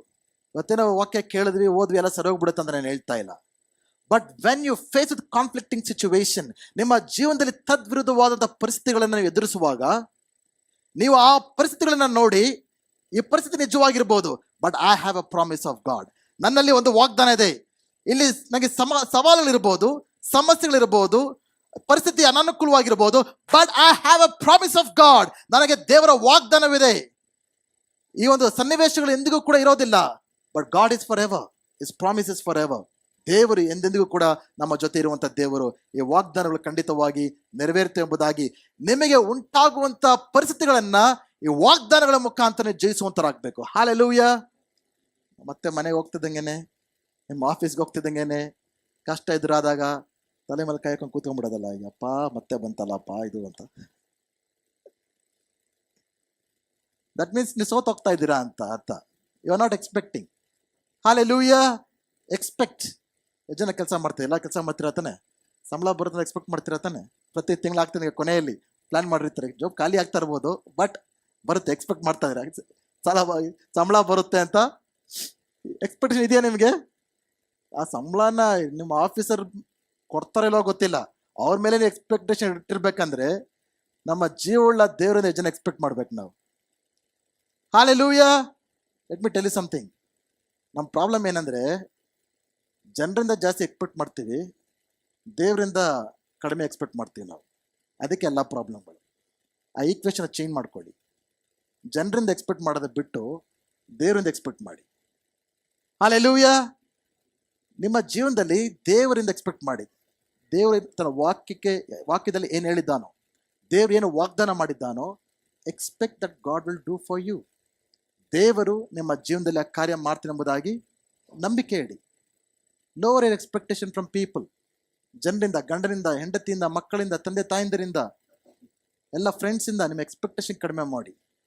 Then you not end in frustration. ಆವಾಗ ನೀವು ಬೇಸರಕ್ಕೆ ಒಳಗಾಗೋದಿಲ್ಲ. ಹಾಲೆಲೂಯ. ಇನ್ನು 2 ಅದ್ಭುತಗಳನ್ನ ನಾನು ಸತ್ಯವೇದದಲ್ಲಿ ನಿಮ್ಮನ್ನ ತೋರ್ಸಕ್ಕೆ ನಾನು ಬಯಸ್ತೇನೆ. ಸಮಯ ಎಷ್ಟಿರುತ್ತೋ ಅಷ್ಟರಲ್ಲಿ. ಹೊಸ ಒಡಂಬಡಿಕೆಯಲ್ಲಿ 2 ಅದ್ಭುತಗಳನ್ನ ನಿಮ್ಮ ಕಣ್ಮುಂದೆ ನಾನು ಹೇಳಕ್ಕೆ ಬಯಸ್ತೇನೆ. ಯೋಹಾನ ಬರೆಸುವ ವಾರ್ತೆ 2ನೇ ಅಧ್ಯಾಯ 1-11 ವಚನ. ಸತ್ಯವೇದ ತಿರುಗಿಸ್ಬೇಕಾಗಿಲ್ಲ, ಜಸ್ಟ್ ನೋಟ್ ಮಾಡ್ಕೊಂಡ್ರೆ ಸಾಕು. ಇದೆಲ್ಲರೂ ಕೂಡ ಬಹಳ ಚೆನ್ನಾಗಿ ತಿಳಿದಿರತಕ್ಕಂಥ ಕಥೆ ಇದು. ಯೇಸು ಸ್ವಾಮಿ ತಾಯಿ ಮರಿಯಳನ್ನ, ಯೇಸುವನ್ನ, ಶಿಷ್ಯರೆಲ್ಲರೂ ಕೂಡ ಒಂದು ಮದುವೆಗೆ ಅವರನ್ನು ಆಹ್ವಾನಿಸಲ್ಪಟ್ಟಿದ್ದಾರೆ ಕಾನಾ ಎಂಬ ಊರಿನಲ್ಲಿ. ಆ ದಿನಗಳಲ್ಲಿ ಮದುವೆ ತುಂಬ ಗ್ರ್ಯಾಂಡಾಗಿ ನಡೀತಾ ಇತ್ತು. ಇವತ್ತಿನ ದಿನ ಜಸ್ಟ್ ಸಾಯಂಕಾಲ ಒಂದು ಮದುವೆ ಇಟ್ಟು ರಿಸೆಪ್ಷನ್ ಇಟ್ಟು ಟಾಟಾ ಬಾಯ್ ಬೇಳಲ್ಲ. ಆವತ್ತಿನ ದಿನ ಒಂದು ಮದುವೆ 7 ದಿನ ನಡೀತಾ ಇತ್ತು. ಸೊ ಉಪಚಾರ ಮಾಡೋದು it's was a great culture ಆ ದಿನಗಳಲ್ಲಿ. 7 ದಿನ ಎಲ್ಲರಿಗೂ ಊಟ ಹಾಕಬೇಕು, 7 ದಿನ ದ್ರಾಕ್ಷಾರಸ ಭಾಳ ಇಂಪಾರ್ಟೆಂಟ್. ಓಕೆ, ಆ ದಿನಗಳಲ್ಲಿ it's A symbol of Joy ಆ ದಿನಗಳಲ್ಲಿ. ಓಕೆ, ಸೊ ಮರಿಯಳಿಗೆ ಒಂದು ವಿಷಯ ಗೊತ್ತಾಗುತ್ತೆ ಏನಂತ ಗೊತ್ತಾಗುತ್ತೆ ಅಂದರೆ, ಆ ಮದುವೆಯಲ್ಲಿ ಏನು ದ್ರಾಕ್ಷಾರಸ ಖಾಲಿಯಾಗಿ ಹೋಗಿದೆ ಎಂಬುದಾಗಿ. ಈ ಒಂದು ಕಥೆಯಲ್ಲಿ ಕಲ್ತ್ಕೋಬೇಕಾದ ಅಂಶಗಳು ಜಾಸ್ತಿ ಇದೆ, ತುಂಬ ಇದೆ. But I want touch only one point, divine acceleration ಬಗ್ಗೆ ಮಾತ್ರ ನಾನು ನಿಮ್ಮ ಗಮನವನ್ನು ಅಲ್ಲಿ ಮಾತ್ರ ನಾನು ಇಡೋಕ್ಕೆ ನಾನು ಬಯಸ್ತೇನೆ. ಓಕೆ, ಸೊ ಮರಿಯಳಿಗೆ ಏನು ಗೊತ್ತಾಗಿದೆ ಇವಾಗ? ಮದುವೆಯ ಮನೆಯಲ್ಲಿ ದ್ರಾಕ್ಷಾರಸ ಮುಗಿದು ಹೋಗಿದೆ ಅಂದರೆ. ಆ ದಿನಗಳಲ್ಲಿ ಇವತ್ತಿನ ದಿನದಲ್ಲಿ ಮದುವೆ ನಡೀತಾ ಇದೆ ಅನ್ಕೊಳ್ಳಿ, ಅರ್ಧದಲ್ಲೇ ಬಿರಿಯಾನಿ ಮುಗೀತು ಅನ್ಕೊಂಡ್ರೆ ಏನಾಗುತ್ತೆ? ಅರ್ಧ ಜನರು ಬಂದಿದ್ದಾರೆ, ಅವ್ರಿಗೆ ಊಟ ಇಲ್ಲ. ಅವೆಲ್ಲ ಸ್ವಿಗ್ಗಿ ಝೊಮ್ಯಾಟೊ ಎಲ್ಲ ಇಲ್ಲ. ಅವಾಗ ಎಷ್ಟು ಜನಕ್ಕೆ ಅಂದ್ರೆ ಸ್ವಿಗ್ಗಿ ಝೊಮ್ಯಾಟೊ ಮಾಡ್ತೀರಾ? 300 ಜನಕ್ಕೆ ಸ್ವಿಗ್ಗಿ ಝೊಮ್ಯಾಟೊ ಮಾಡ್ತೀರಾ? ಸೊ ಏನಾಗುತ್ತೆ ನಿಮಗೆ? ಇಫ್ ನೀವು ಆ ಒಂದು ನಿಮ್ಮ ಫ್ಯಾಮಿಲಿ ವೆಡ್ಡಿಂಗ್ ಆಗಿರೋದಾದ್ರೆ ಅರ್ಧದಲ್ಲೇ ಊಟ ಮುಗ್ದೋಗಿದೆ ಅಂದ್ರೆ ನಿಮ್ಗೆ ಏನಾಗುತ್ತೆ? ಮತ್ತೆ ಜನರ ಮುಖ ನೋಡೋಕ್ಕಾಗತ್ತಾ? ಸೊ ಮದುವೆ ಪ್ರಾರಂಭದ ದಿನದಲ್ಲೇ ಅವಮಾನದಿಂದ, ಆ ದಿನಗಳಲ್ಲಿ ಇನ್ನೂ ಕೂಡ ಅದು ಶೇಮ್ಫುಲ್ ಥಿಂಗ್. ಅದು ಜನರನ್ನ ಡಿಸ್ರೆಸ್ಪೆಕ್ಟ್ ಮಾಡ್ದಂಗೆ, ಅದು ಅಗೌರವಿಸದಂಗೆ ಅದು ಮದುವೆಗೆ ಕರೆದು ದ್ರಾಕ್ಷಾರಸ ಇಲ್ಲದೆ ಹೋದ್ರೆ. ಸೊ ಆ ಒಂದು ಮದುವೆಯ ಒಂದು ಕುಟುಂಬ, they are facing at a shameful disaster. ಅವರ ಜೀವನದಲ್ಲಿ ಒಂದು ನಾಚಿಕೆಯ ಅವಮಾನದ ಪರಿಸ್ಥಿತಿಯನ್ನ ಅವ್ರು ಎದುರುಗೊಳ್ತಾ ಇದ್ರು. ಈಗ ನಮ್ಮ ಜೀವನದಲ್ಲಿ ಯಾವ ರೀತಿಯಾದ ನಾಚಿಕೆ ಅವಮಾನದ ಪರಿಸ್ಥಿತಿ ನಮ್ಗಿದ್ದೀವೋ ನಮ್ಗೆ ಗೊತ್ತಿಲ್ಲ. But there something that God wants us to learn. ದೇವರು ನಮ್ಮ ಜೀವಿತದಲ್ಲಿ ಏನೋ ಕಲಿಯೋಕ್ಕೆ ನಾವು ಬಯಸ್ತಾ ಇದ್ದಾರೆ. ಆಗ ಮರಿಯಳು ಅಲ್ಲಿ ಕೆಲಸ ಮಾಡ್ತಾ ಸೇವಕರಿಗೆ ಒಂದು ಇನ್ಸ್ಟ್ರಕ್ಷನ್ ಕೊಡ್ತಾಳೆ. ಏನಂತ? ಯೇಸು ಸ್ವಾಮಿ ಬಳಿಗೆ ಹೋಗಿ ಅವ್ರೇನು ಹೇಳ್ತಾರೋ ಅದು ಮಾಡಿ. ಸಿಂಪಲ್ ಆಗಿ ಹೇಳ್ಬೇಕಂದ್ರೆ ಜಸ್ಟ್ ಡೂ ಇಟ್. ನೈಕಿ ಅವ್ರು ಇಲ್ಲೇ ಕಾಪಿ ಮಾಡ್ಕೊಂಡ್ರು ಮೇರಿಯಿಂದ. ಮೇರಿ ಹೇಳಿದ್ದೇನು? Just do it. ಯೇಸು ಸ್ವಾಮಿ ಏನು ಹೇಳ್ತಾರೋ ಅದನ್ನ ಮಾಡಬೇಕು, ಸಿಂಪಲ್ ಆಗಿ. ಓಕೆ, ಅಲ್ಲಿ 6 ಜಾರ್ಸ್ ಇತ್ತು, ಅಂದರೆ 6 ದೊಡ್ಡ ಪಾತ್ರೆಗಳಿತ್ತು. Those are used for rituals. ಯಹೂದ್ಯರ ಒಂದು ಸಂಪ್ರದಾಯದಲ್ಲಿ ಬೇರೆ ಬೇರೆ ಒಂದು ರಿಚುವಲ್ಸ್ ಮಾಡೋಕ್ಕೆ ಅದಿಟ್ಟಿದ್ರು. 6 ಜಾರ್ಸ್. ಪ್ರತಿಯೊಂದು jar has a capacity of 30 gallons. ಪ್ರತಿಯೊಂದು ಜಾರಲ್ಲೂ ಕೂಡ 30 ಗ್ಯಾಲನ್ ನೀರು ಹಿಡಿಯೋಷ್ಟು ಕೆಪಾಸಿಟಿ. ಅಂದರೆ 6 ಜಾರ್ ಸೇರಿದ್ರೆ 30 × 6 ಎಷ್ಟು? 180 gallons. 180 gallons is equal to 680 litres of water. 680 litres. 6 ಜಾರ್ಗಳಲ್ಲಿ ಎಷ್ಟು ನೀರು ಹಿಡಿಯೋ ಕೆಪಾಸಿಟಿ? 680 ಲೀಟ್ರು. ಅಷ್ಟು ನೀರು ಆ ಸೇವಕರು ಹೊತ್ತು ತಂದು ತುಂಬಿಸ್ಬೇಕಾಯ್ತು. ಓಕೆ, ಸೊ ಅದನ್ನು ತುಂಬಿಸಿದ್ರು. ಈ ಒಂದು ಅದಾದ್ಮೇಲೆ ನೀರು ದ್ರಾಕ್ಷಾರಸ ಆಗಿದ ಮಿರಕಲ್ ಎಲ್ಲರಿಗೂ ಗೊತ್ತು. ಎಸ್, ಗೊತ್ತಿಲ್ವಾ? ಪ್ರತಿಯೊಂದು ಮದುವೆಯ ಒಂದು ಸರ್ವಿಸಲ್ಲಿ ಈ ಸ್ಟೋರಿ ಮಾತ್ರ ಬರಲೇಬೇಕು. ಓಕೆ, ಯೇಸು ಸ್ವಾಮಿಯು ಕಾನಾವೂರಿನಲ್ಲಿ ನೀರಿನನ್ನು ದ್ರಾಕ್ಷಾರಸವಾಗಿ ಮಾಡಿದ್ದು ಎಲ್ಲ ಒಂದು ಯಾವ ಮದುವೆ ಅಟೆಂಡ್ ಆದರೂ ಕೂಡ ಈ ಸರ್ಮನ್ ಬಂದೇ ಬರುತ್ತೆ. ಓಕೆ, ಆಲ್ ರೈಟ್, ಒಳ್ಳೆಯದೇ, ಇಟ್ಸ್ ಗುಡ್. ಬಟ್ ಈ ನೀರು ದ್ರಾಕ್ಷಾರಸ ಆಗಿ ದೇವರು, this the first miracle of Jesus. Hallelujah. ಇದು ಯೇಸು ಸ್ವಾಮಿ ಮಾಡಿದರ ಅದ್ಭುತದಲ್ಲಿ ಮೊದಲನೇ ಅದ್ಭುತ. ಯೇಸು ಸ್ವಾಮಿ ಎಷ್ಟು ಕೇರ್ಫುಲ್ ಆಗಿ ಫಸ್ಟ್ ಮಿರಕಲ್ ಚೂಸ್ ಮಾಡ್ಕೊಂಡು ನೋಡಿ. ಸತ್ತವ್ರನ್ನ ಎಬ್ಬಿಸ್ಬೋದಾಗಿತ್ತು, ಕೂಡ್ರಿಗೆ ಕಣ್ ಕೊಡ್ಬೋದಾಗಿತ್ತು, 5 ರೊಟ್ಟಿ 2 ಮೀನ ಮಲ್ಟಿಪ್ಲೈ ಮಾಡಬೇಕಾಗಿತ್ತು. ಬಟ್ ಯೇಸು ಸ್ವಾಮಿ ಈ ಮಿರಕಲ್ನ ಯಾಕೆ ಚೂಸ್ ಮಾಡ್ಕೊಂಡ್ರು? ಫಸ್ಟ್ ಈ ಮಿರಕಲ್ ಮಾಡಬೇಕು ಅಂತ. ಅದು ಮದುವೆ ಮನೆಯಲ್ಲಿ. God loves marriages. ಮದುವೆ ಪ್ರಾರಂಭ ಮಾಡಿದ್ದೆ ದೇವರು. ಇಡೀ story of man is going to end with a marriage. ಯೇಸು ಸ್ವಾಮಿಯ ಮೊದಲಿಂಗನು, ನಾವು ಅದರ ಮೊದಲ್ಗಿತ್ತಿ ಆಗಿದ್ದೇವೆ. It's a story of marriage. The story of man and the story of a grand wedding. ನಮ್ಮ ಒಂದು ಇಡೀ ಮಾನವ ಕುಲದ ಒಂದು ಕತೆ, ಇದು ಮದುವೆ ಒಂದು ಕಥೆ ಆಗಿದೆ. ಹಲ್ಲೆಲೂಯಾ. ಅದಕ್ಕೆ ಯೇಸು ಸ್ವಾಮಿಯು ಈ ಮದುವೆ ಮನೆಯಲ್ಲಿ ಮೊದಲನೇ ಅದ್ಭುತವನ್ನು ಮಾಡೋದಕ್ಕೆ ಅವರು ಡಿಸೈಡ್ ಮಾಡಿದ್ರು. Okay, so what is the key to this miracle? ಈ ಮಿರಕಲ್ ಆಗೋದಕ್ಕೆ also it's a miracle of divine acceleration. ಇದು ದೇವರು ವೇಗವಾಗಿ ಮಾಡಿದಂಥ ಕಾರ್ಯ. ಯಾಕೆ? 680 ಲೀಟ್ರ್ ವೈನ್ ಬೇಕಂದ್ರೆ ಏನು ಮಾಡ್ಬೇಕು ನೀವು? ಎಷ್ಟು ದಿನ ಹಿಡಿಯುತ್ತೆ? ಫಸ್ಟ್ ದ್ರಾಕ್ಷ ತೋಟವನ್ನು ಹಾಕಬೇಕು, ದ್ರಾಕ್ಷ ಅದು ಹಣ್ಣಾಗಬೇಕು, ಅದನ್ನ ಕೊಯ್ಬೇಕು, ಅದನ್ನ ತುಳಿಬೇಕು, ಸುಮಾರು ವರ್ಷ ಅದನ್ನ ಸೈಡ್ಗೆ ಇಡಬೇಕು. ಎಷ್ಟು ವರ್ಷ ಇಡ್ತೀರೋ ಅಷ್ಟು ಚೆನ್ನಾಗಿರುತ್ತೆ, ಅದು ಸ್ಟ್ರಾಂಗ್ ಆಗಿರುತ್ತೆ. ಸೊ ಎಷ್ಟು ವರ್ಷ ಆಗ್ಬೇಕು ಈ ಕಾರ್ಯ ಮಾಡೋಕ್ಕೆ? ಎಷ್ಟೋ ತಿಂಗಳು, ಎಷ್ಟೋ ವರ್ಷಗಳಲ್ಲಿ ಆಗ್ಬೇಕಿರತಕ್ಕಂಥ ಕಾರ್ಯವನ್ನ ಯೇಸು ಸ್ವಾಮಿಯು ಒಂದೇ ಕ್ಷಣದಲ್ಲಿ, ದಟ್ ಈಸ್ ಡಿವೈನ್ ಆಕ್ಸಲರೇಷನ್, ದೇವರು ವೇಗವಾಗಿ ಮಾಡತಕ್ಕಂಥ ಕಾರ್ಯ. Hallelujah. What is the key to this miracle? ಅದ್ಭುತ ಆಗೋದಕ್ಕೆ ಕಾರಣ ಏನು? The key is servants. ಅಲ್ಲಿದ್ದಂಥ ಸೇವಕರು. ಎರಡು ಕಾರ್ಯಗಳನ್ನ ಯೇಸು ಸ್ವಾಮಿ ಹೇಳಿ. God Jesus told them to do two things. ಯೇಸು ಸ್ವಾಮಿಯು ಎರಡು ಕಾರ್ಯಗಳನ್ನು ಮಾಡಕ್ಕೆ ಅವ್ರಿಗೆ ಹೇಳಿದ್ರು. 2 commandments ಗೆ 2 instructions. ಎರಡು ವಿಷಯ ಮಾಡಕ್ಕೆ ಹೇಳಿದ್ರು. ಒಂದು ಅರ್ಥ ಮಾಡ್ಕೊಳ್ಳಿ, ಯಾವುದೇ ಅದ್ಭುತ ಕಣ್ಮುಚ್ಕೊಂಡು ಮಲ್ಕೊಂಡ್ರೆ ಯಾವ ಅದ್ಭುತ ನಡೆಯಲ್ಲ. ಪಕ್ಕದಲ್ಲಿ ನೋಡಿ, ಕಣ್ಮುಚ್ಕೊಂಡು ಕೂತ್ಕೊಂಡ್ರೆ ಯಾವ ಅದ್ಭುತ ನಡೆಯಲ್ಲ ಅಂತ ಹೇಳಿ. ಸಭೆಯಲ್ಲಿ ಬಂದು ಕೂತ್ಕೊಂಡು ನಾನು ವಾಕ್ಯ ಕೇಳಿದ್ರೆ ನಿಮ್ಗೆ ಅದ್ಭುತ ನಡೆಯಲ್ಲ. ಮತ್ತೆ ಯಾಕೆ ಬರೋಕ್ ಬರ್ತದೆ ಸಭೆಗೆ? ಬನ್ನಿ ಪ್ಲೀಸ್, ಬನ್ನಿ ಕೆಳಗೆ ಬನ್ನಿ. ಓಕೆ, ಯಾವಾಗ ಅದ್ಭುತ ನಡೆಯುತ್ತೆ ಅಂದ್ರೆ ದೇವರು ಹೇಳಿದ ಮಾತಿಗೆ ವಿಧೇಯರಾದಾಗ ಮಾತ್ರ. ಬಂದು ಕೂತ್ಕೊಂಡು ನೀವು ಒಳ್ಳೇದಿಲ್ಲಿ, ದೇವರ ವಾಕ್ಯನ ಕೇಳ್ತಿರೋದು ಒಳ್ಳೇದು. ಬಟ್ ಒಂದು ಕಿವಿಯಲ್ಲಿ ಕೇಳಿ ಇನ್ನೊಂದು ಕಿವಿಯಲ್ಲಿ ಬಿಟ್ಟರೆ ನಿಮ್ಮ ಜೀವನದಲ್ಲಿ ಏನೂ ಆಗಲ್ಲ. ಆಮೇಲೆ ಹೋಗ್ಬಿಟ್ಟು ಏನು ಆ ಸಭೆಗೆ ಹೋದೆ ನಂಗೆ ಏನೋ ಒಳ್ಳೇದಾಗಿಲ್ಲ ಅಂತ ಹೇಳ್ಬೇಡಿ. ಅದು ನಿಮ್ಮ ಪ್ರಾಬ್ಲಮ್, ನನ್ನ ಪ್ರಾಬ್ಲಮ್ ಅಲ್ಲ, ಚರ್ಚ್ ಪ್ರಾಬ್ಲಮ್ ಅಲ್ಲ, ದೇವ್ರ ಪ್ರಾಬ್ಲಮ್ ಅಲ್ಲ. It's your problem. You better get right with God. Okay, so ಯಾವಾಗ ಈ ಸೇವಕರು ಯೇಸು ಸ್ವಾಮಿ ಹೇಳೋದನ್ನ ಮಾಡಿದ್ರು, ಯೇಸು ಸ್ವಾಮಿ 2 ಮಾತುಗಳು. ಒಂದು, ಈ ಪಾತ್ರೆಗಳನ್ನ ನೀರಿನಿಂದ ತುಂಬಿಸಿ. ನೀವು ಏನಾದ್ರೂ ಆ ಸೇವಕರಾಗಿದ್ರೆ, ಏನಪ್ಪ ನೀವೆಲ್ಲಾದ್ರೂ ಆ ಸೇವಕರಾಗಿದ್ದು ಯೇಸು ಸ್ವಾಮಿ ಬಂದು ಈ 6 ಪಾತ್ರೆಗಳ ನೀರು ತುಂಬಿಸಿ ಅಂದ್ರೆ ನೀವೇನ್ ಮಾಡ್ತಾ ಇದ್ರಿ? ಫಸ್ಟ್ ಕ್ವಶನ್ ಕೇಳಿದೆ, ಯಾಕೆ? ವೈ? ಇವತ್ತು ಮಕ್ಕಳಿಗೆ ಏನೇ ಹೇಳಿದ್ರು ಕೂಡ ಫಸ್ಟ್ ರೆಸ್ಪಾನ್ಸ್ ಏನು? ಎಲ್ಲ ಬರ್ತೇವೆ, ವೈ, ವೆನ್, ಹೌ, ವಾಟ್. ಅಷ್ಟೇ ಹೇಳಿದ್ರು ಕೂಡ ಅವ್ರು ಕೇಳ್ತಾರ?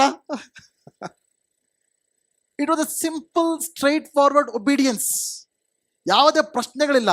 ದೇವರು ನಿಮಗೇನಾದ್ರೂ ಮಾಡು ಅಂತ ಹೇಳಿದಾಗ ಪ್ರಶ್ನೆ ಕೇಳಬೇಡಿ. ಏನೇ ಪ್ರಶ್ನೆ ಒಳಗಿಟ್ಕೊಳ್ಳಿ. ಓಕೆ, ದೇವರಿಗೆ ಪ್ರಶ್ನೆ ಕೇಳಬೇಡಿ. ನೀವು ದೇವ್ರು ಏನು ಹೇಳ್ತಾ ಇದ್ದಾರೋ it might not make any sense. In fact ದೇವ್ರು ಮಾತಾಡಿದಾಗೆಲ್ಲ ಸೆನ್ಸಿಬಲ್ ಆಗಿ ಅನ್ಸೋದಿಲ್ಲ ನಮಗೆ.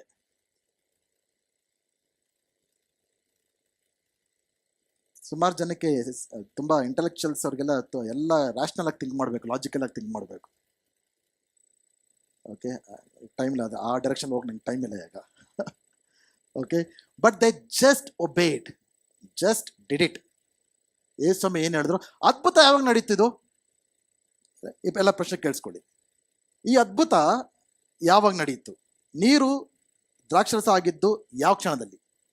ಆ ಸೇವಕರು ಆ ನೀರನ್ನು ತೆಗೆದುಕೊಳ್ಳೋಕ್ಕಿಂತ ಮುಂಚೆನೇ ಆಯ್ತಾ? ಆತ ನೀರನ್ನು ತೆಗೆದುಕೊಂಡು ಹೋಗ್ಬೇಕಂದ್ರೆ ಆಯ್ತಾ? ಅಥವಾ ಆ ದ್ರಾಕ್ಷರಸವನ್ನ ಆ ಮಾಸ್ಟರ್ ಆಫ್ ದ ಫೀಸ್ಟ್ಗೆ ಅವ್ರಿಗೆ ಕೊಟ್ಟಾಗ ಆಯ್ತಾ? ಯಾವಾಗ ಆಯ್ತು ಅದ್ಭುತ ಇದು? When did this miracle happen? At what point? ಯಾವ ಕ್ಷಣದಲ್ಲಿ ಅದ್ಭುತ ನಡೀತು? ಅವರು ತೆಗೆದುಕೊಳ್ಳೋಕ್ಕಿಂತ ಮುಂಚೆ ನಡೀತಾ? ನೀರನ್ನು ತೆಗೆದುಕೊಂಡು ಹೋಗಿಂತ ಮುಂಚೆನೇ ನಡೀತಾ? ಆ ನೀರನ್ನು ತೆಗೆದುಕೊಂಡು ಹೋಗ್ಬೇಕಂದ್ರೆ ನಡೀತಾ? ಅಥವಾ ಕೊಟ್ಟ ಮೇಲೆ, ಆ ಜನರಿಗೆ ಕೊಟ್ಟ ಮೇಲೆ ನಡೀತಾ? ಯಾವಾಗೈತಿ ಅದ್ಭುತ ಇದು? ತುಂಬಿಸಿದಾಗ? ಐ ಬಿಲೀವ್, ನಾನೇನು ನಂಬ್ತೇನೆ ಅಂದ್ರೆ, ಕ್ಲಿಯರ್ ಆಗಿ ಮೆನ್ಷನ್ ಆಗಿಲ್ಲ, ಬಟ್ ಆ ಸೇವಕರು ಆ ನೀರನ್ನು ತೆಗೆದುಕೊಂಡು ಹೋಗ್ಬೇಕಂದ್ರೆ ಈ ಅದ್ಭುತ ನಡೀತೆ ಎಂಬುದಾಗಿ. Hallelujah, hallelujah. ಯಾವಾಗ ನೀವು ಅದ್ಭುತ ಆಗೋರು ಕಾಯ್ತಾ ಕುತ್ಕೊಂಡ್ರೆ ಆಗಲ್ಲ. When you decide to obey, ದೇವರಿಗೆ ವಿಧೇಯರಾಗುವುದಕ್ಕೆ ನೀವು ತೀರ್ಮಾನಿಸಿದಾಗ, ಹೋಗಿ ಮತ್ತೆ ಕೇರ್ಫುಲ್ ಆಗಿ ಸ್ಲೋ ಆಗಿ ಓದಿ. ನಾನು ಹೇಳೋದು ನಿಮಗೆ, you will agree with me. Careful ಆಗಿ ಓದಿ, ಹೋದ್ಮೇಲೆ ಮತ್ತೆ ಪ್ಯಾಸೇಜ್ನ. ಯಾವಾಗ ದೇವ್ರ ನಿಮಗೆ ಇದನ್ನ ಮಾಡುವಂತ ಹೇಳಿದಾಗ ನೀವು ಮಾಡ್ತಿರೋ, it is then you will see the miracles of God. Hallelujah, hallelujah. ದೇವ್ರು ಏನು ಹೇಳ್ತಾರೆ ನಿಮಗೆ? ಏನ್ ಮಾಡಕ್ಕೆ ಹೇಳ್ತಾರೆ ನಿಮಗೆ? ಹೆಚ್ಚಾಗಿ ಪ್ರಾರ್ಥನೆ ಮಾಡು ಅಂತ ಹೇಳ್ತಾ ಇದ್ದಾರಾ? ಮಾಡು ಅಂತ ಹೇಳಿದಾಗ ನೀವೇನು ಮಾಡಬೇಕು? ಮಾಡಬೇಕು. ಹೆಚ್ಚಾಗಿ ದೇವ್ರ ವಾಕ್ಯ ಓದು ಅಂತ ದೇವ್ರು ಹೇಳ್ತಾ ಇದ್ದಾರಾ?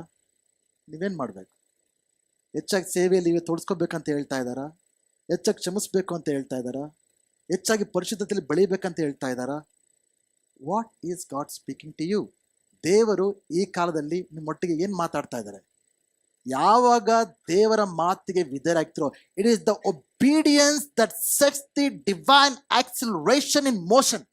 ಯಾವಾಗ ನೀವು ದೇವರ ಮಾತಿಗೆ ವಿಧೇಯರಾಗ್ತಿರೋ, ಆವಾಗ ದೇವರು ನಿಮ್ಮ ಜೀವನದಲ್ಲಿ ವೇಗವಾಗಿ ನಿಮ್ಮ ಜೀವನದಲ್ಲಿ ವರ್ತಿಸೋದನ್ನ ಕಾಣ್ತೀರಾ. ಆಮೇನ್. ಅಬ್ರಾಹ್ಮನು ತನ್ನ ಮಗನನ್ನ ಇಸ್ಸಾಕ್ನನ್ನ ಬಲಿ ಕೊಡ್ತಾನೆ. ಅಲ್ಲ, ಗೊತ್ತಾ ಕತೆ? ಗೊತ್ತಾ ಇದು?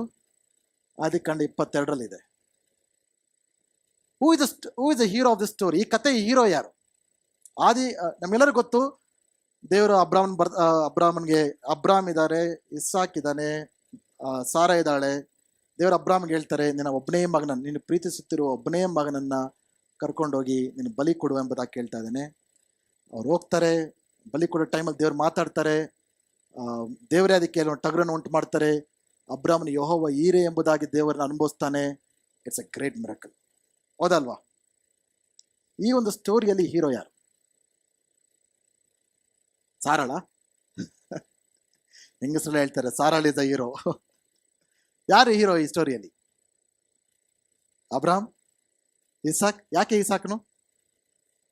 You obeyed. ಈ ಒಂದು ಟೈಮಲ್ಲಿ ಇಸಾಕ್ನ ಒಂದು ಏಜ್ ಎಷ್ಟು ಗೊತ್ತಾ? ಇಸಾಕ್ನ ಎಷ್ಟು ವಯಸ್ಸಾಗಿರ್ಬೋದು?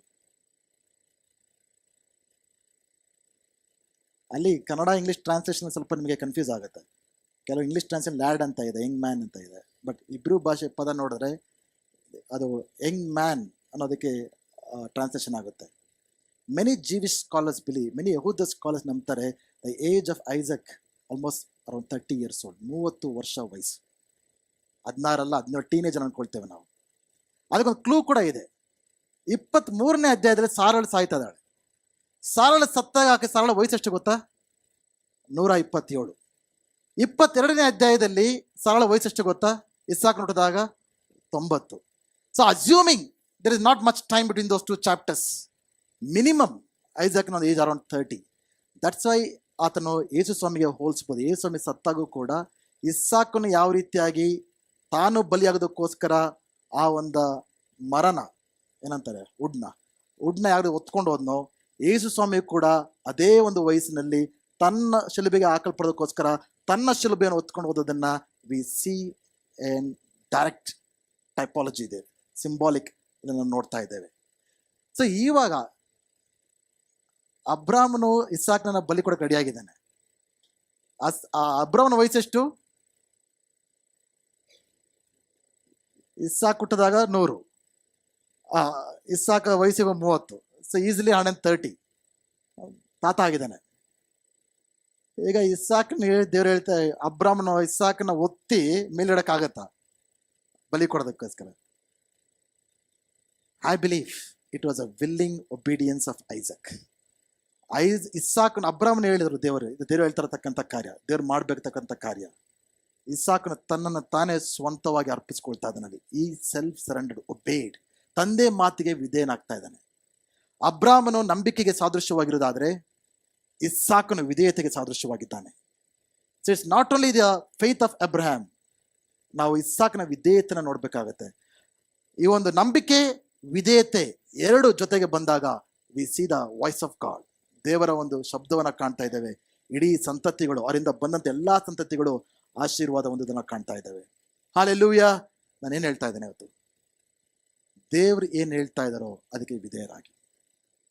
ನೀವು ಯಾವಾಗ ದೇವರ ಮಾತಿಗೆ ವಿಧೇಯರಾದರೆ ಆಗ್ತಿರೋ, ನಿಮ್ಮ ಜೀವನದಲ್ಲಿ ದೇವರು ವೇಗವಾಗಿ ಕಾಲವನ್ನು ಮಾಡೋದನ್ನ ನಾವು ಕಾಣ್ತೀರ.